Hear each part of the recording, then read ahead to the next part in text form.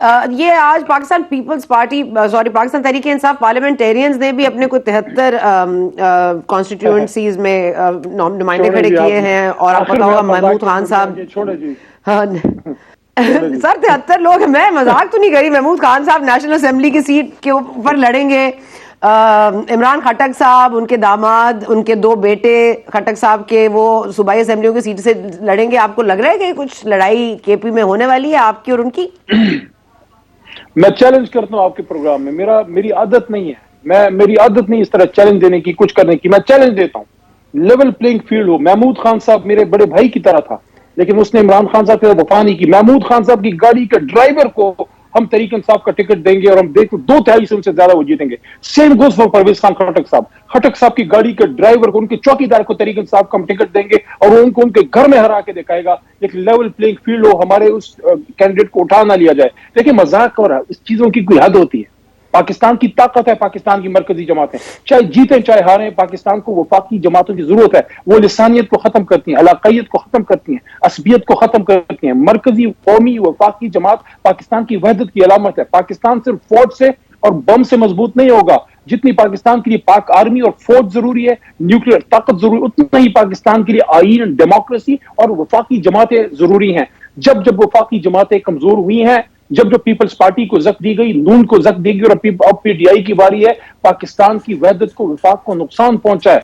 तो ये बताएं अली मोहम्मद खान साहब, ये जो रूपोश लोग हैं, इनके कागजात नामजदगी मुस्तरद होते हैं, कभी एडवोकेट जनरल बता रहे होते हैं, कभी केस लड़ा जा रहा होता है, इन पे कोई क्लैरिटी मिली है कि रूपोश जो आपके लोग हैं, मुराद सईद हो गए, हमाद अजहर साहब हो गए, जिनके कागजात नामजदगी मंजूर जरूर हुए हैं लेकिन वो चैलेंज हो गए हैं? फिर असद कैसर साहब का हवाले से भी अगर क्लैरिटी दे दें, आतिफ खान साहब के हवाले से, ये लोग क्या इलेक्शन में हिस्सा लेंगे? क्या बढ़ चढ़ के सामने आ पाएंगे? क्या वोट मांगने के लिए या कैंपेनिंग करने के लिए? या तो आपकी कॉर्नर मीटिंग मुश्किल बनाई जाती है? वो तो आपकी असेसमेंट ठीक है, कॉर्नर मीटिंग्स जो है वो मुश्किल हैं, बड़े जलसे भी मुश्किल हैं। मेरे जैसे लोग जो मेरे पे अभी 9 मई का केस तो नहीं है, वो उम्मीद है कि मुझे कैंपेन करने दिया जाएगा। आतिफ खान साहब का कागजात उनके मंजूर हो गए हैं, शहराम खान तरक्की साहब के हो गए हैं, देयर कंटेस्टिंग। मुराद साहब का इशू अभी तक है, आजम खान सवाती साहब का इशू अभी तक है, असद कैसर साहब के मंजूर हो गए हैं। थोड़ा बहुत उन्होंने कैंपेन स्टार्ट किया, लेकिन फुल फ्लैश जलसों पे अभी तक वो नहीं है। और इस तरह से तैमूर खान झगड़ा के ओके हो गए हैं, हमारे former finance minister Khyber Pakhtunkhwa के। पंजाब साइड पे अगर आप आए तो हमाद अजहर साहब के मेरे ख्याल में हो गए मंजूर, लेकिन उनका वो दूसरा पीयू वाला इशू है, उस पर देखें स्प्लिट ओपिनियन है हाई कोर्ट्स का।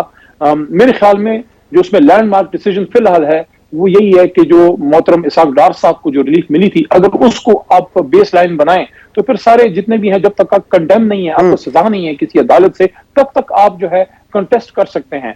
अब देखते हैं, उम्मीद तो यह है कि हमारे मैक्सिमम लोगों को जो पीओज हैं लेकिन जो कंडेम नहीं है, जिनको सजा नहीं है, उनका हक है कि उनको इलेक्शन लड़ने दिया जाए।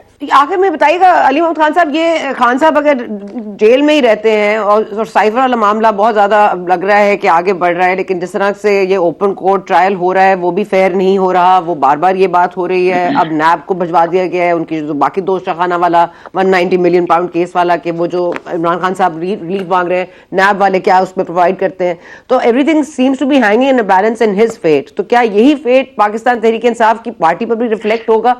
और ये जो कंफ्यूजन, सॉरी आपकी एक और सवाल अगर इसी में ऐड कर लेती हूँ, रऊफ हसन साहब और जिस तरह शेर अफजल मरवत वाली एक कंफ्यूजन सामने आई थी कि उनको खान साहब ने नॉमिनेट नहीं किया, फिर कहा गया नहीं कर दिया, तो मामला अब जो है, ये ऐसे मामला तो होते रहेंगे जब इंडिपेंडेंस होंगे। कोई कहेगा मुझे खान साहब ने चूज किया है, कोई कहेगा मुझे पार्टी ने इंतखाबी निशान दिया है, कोई कहेगा पार्टी का बानी पीटीआई ने मुझे वोट दिया। तो ये तो कंफ्यूजन हो जाएगी लोगों के लिए। बड़ी पार्टीज में इस तरह की थोड़ा डिफरेंस ऑफ ओपिनियन तो आ सकता है, और पब्लिकली ना हो तो बेहतर है, लेकिन मेरे ख्याल में दोनों मैच्योर लोग हैं।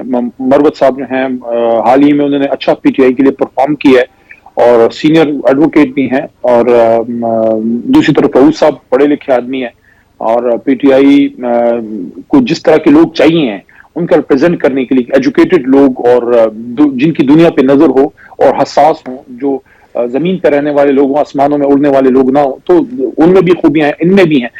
कुछ डिफरेंस ऑफ ओपिनियन है, उसको कोर कमेटी देख रही है, और आज मेरे ख्याल में बैरिस्टर गौर साहब ने अच्छा उसको आई थिंक हैंडल किया है। तो इंशाल्लाह, मैं नहीं समझता, इंशाल्लाह शेर अफजल मरवत साहब भी पीटीआई और इमरान खान साहब के लिए और मुल्क के लिए काम कर रहे हैं, करेंगे, और सेम गोज फॉर हसन साहब।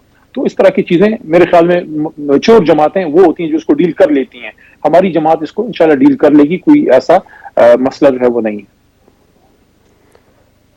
पीटीआई के बानी को रिलीफ मिलेगी या नहीं? देखिए इंशाल्लाह उनको मिलेगी relief. I am very much hopeful. मैं तो इस पे यकीन अभी भी लोगों को कहेंगे अली क्या कह रहा है, मुझे अभी भी यकीन है कि 8 फरवरी से पहले अल्लाह करेगा कि इंशाल्लाह खान साहब जो हैं वो निकल आएंगे। और जहां तक उनके केसेस का ताल्लुक है तो सना साहिबा अजीब सी बात है, अब खातून भी आपके सामने बात केसेस का मैं क्या जिक्र करूं, लेकिन अगर उसका इद्दत में निकाह वाला एक इशू है। अब इस तरह के केसेस देखें, एक आदमी का पर्सनल मैटर है और उसमें कोई हकीकत भी नहीं है, लेकिन वो एक इतने कौम का क्या मसला है, उसमें कौम के इश्यूज तो वो हैं जो उनको महंगाई का मसला है, रोजी रोटी का मसला है, बिजली महंगी, सारी चीज, लॉ एंड ऑर्डर के इश्यूज हैं, आपके एजुकेशन के इश्यूज हैं, वाटर के इश्यूज हैं, आपके इंटरनल सिक्योरिटी, फॉरेन अफेयर्स, आपके एक्सपोर्ट के मसाइल, एग्रीकल्चर, ये सारी चीजें छोड़ के आप इद्दत में निकाह के पीछे पड़ गए। आपका जो साइफर वाला मामला है वो वैसे ही सुप्रीम कोर्ट ने उसको उड़ा के रख दिया है। तो केसेस में उनके दम नहीं है, लेकिन थोड़ा सा जरा आपने 150-200 केसेस एक बंदे पे बना दिए हैं, जो ये भी एक अलमिया है पाकिस्तान पे।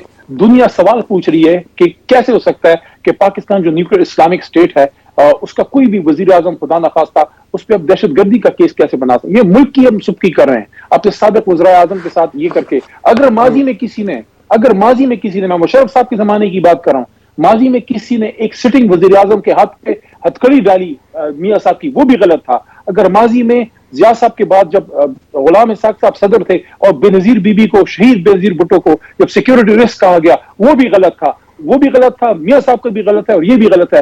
वज़ीर आजम एक शख्स नहीं होता, वजीर आजम एक शख्स नहीं होता, उसके पीछे 25 करोड़ आवाम का मैंडेट होता है। जब आप एक वजीर आजम की सुप्की करते हैं, आप उसकी नहीं कर रहे होते, आप 25 करोड़ आवाम की करते हैं। मैं ये समझता हूं वक्त आ गया है कि सियासी और गैर सियासी फोर्सेस सर जोड़ के बैठें और मुल्क को आगे लेके जाएं। ये सियासतदान कौन है और ये फौजी कौन है, ये ब्यूरोक्रेट कौन है और ये जज कौन है, एक ही घर के लोग नहीं है, हम एक ही पाकिस्तानी नहीं है। एक ही माँ के 2 बेटे होते हैं, एक ब्यूरोक्रेट बन जाता है, दूसरा सिविल सर्विस में जो है अपना मिलिट्री में चला जाता है। तो ये आपस की लड़ाई हमने इतना क्यों इसको बना दिया है। मैं एक बात करता हूं, देखें अगर हम अपनी अनाओं के को हमारा से नीचे उतरे तो फिर हमें पाकिस्तान का मफाद नजर आएगा। जब पाकिस्तान का मफाद नजर आएगा then we will go for a progressive Islamic Pakistan.